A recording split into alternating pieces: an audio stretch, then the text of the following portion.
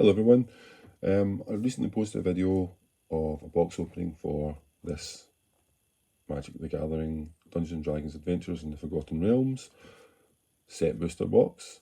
Now, it turned out the video was quite long, so just in case anyone is interested but doesn't have an hour, I think it was over an hour, to sit through box opening with me chatting about various things in the set, I thought I'd just do a quick highlights video just showing what the contents of the box are and what you might reasonably expect if you buy one of these boxes. If you're thinking about buying one of these boxes, or you're thinking maybe you'd rather buy singles, or generally buying singles is always the better way to go if you're just looking for certain cards for your deck. But just if you're interested, in our set booster box we've got five mythic cards, which I'll show you here. So the Grandmaster of Flowers, Icing Death, Mordenkainen, Flame Skull, and Eliwick Tumblestrum. So 5 mythic cards, 3 planeswalkers. I think that's more or less the kind of ratio you'd probably expect. We got 33 rare cards in total. 2 of them in the showcase style. 3 of them were foils. We had these 2 and the foil Dungeon Descent, which is probably one of the worst cards in the set, but it's also in the alternative frame. As I say, 33 rare cards in total. If you're interested in the class cards, which are one of the things in the set, quite a few of those. So the Bar class, which is one of the rare ones, 2 Rangers classes, which is one of the better ones, 2 Cleric class, a Wizard class, 3 Warlock class, and 2 Barbarian class.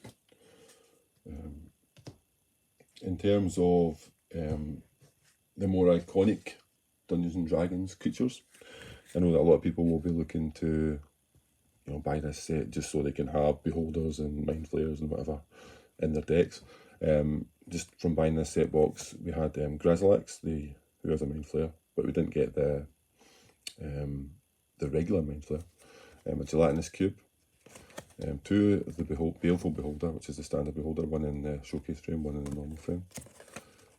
2 Ropers, 2 Displacer Beast, 1 in the showcase frame with the foil treatment, 2 Driders, 2 Rust Monsters, 4 of the Gnolls, with 2 of them being the showcase frame, 2 of the Bullet,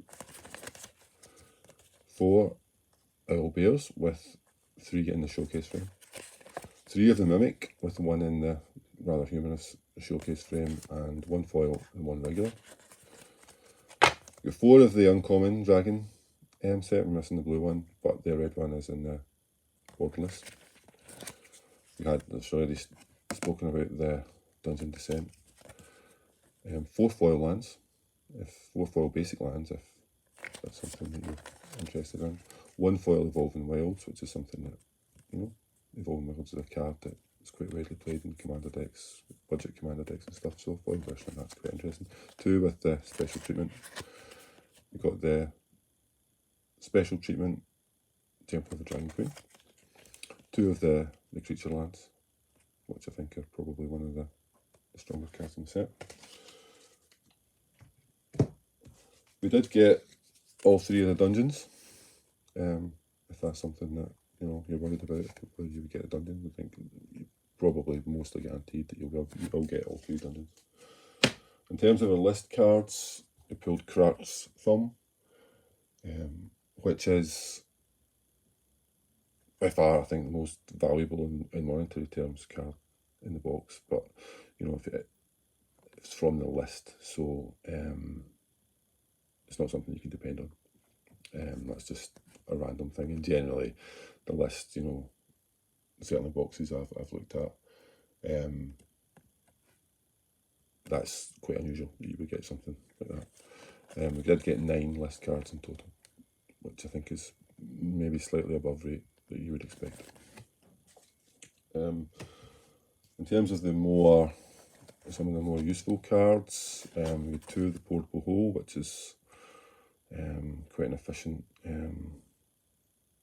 removal spell. You might find use for that. 2 Ingenious Smith, which I believe is being played in some equipment-based decks. 2 Minimus Containment, quite a useful all-purpose removal spell. 1 Death Priest of Miracle, which if you're a tribal skeleton deck, that could be useful. 2 of the Power Word Kill, which is a quite useful removal spell. Magic myself 2 of the Battlecry Goblin. So you can get an idea. I mean, I think, as is always the case, you know, if you're going to buy one of these boxes, you kind of have to want a lot of the common and uncommon cards. You know, if you're not going to have much use for them, then I would say you're better off buying singles. But if you do, you know, if you're going to use these cards in commander decks, or if you're going to build your own decks, casual decks, then, you know, there's a lot that you could get out of it. But you kind of have to want those common and uncommon cards. If you don't, then it's not something you probably want. In terms of the uncommon set, there's a set of 10 2-colour uncommon cards. We've got 8 of them in the set booster box. We're missing the blue-green one and the red-green one. Did get 3 of Jealous Moon Dancer, Hammer Pasha, Rune Seeker, and play set of Tridal Baldur's Gate with 1 foil and 1 alternate art. Quite an interesting little anomaly there. So that's just a quick run through of the contents of the booster box if you don't have time to watch the full video. Okay, thanks for watching.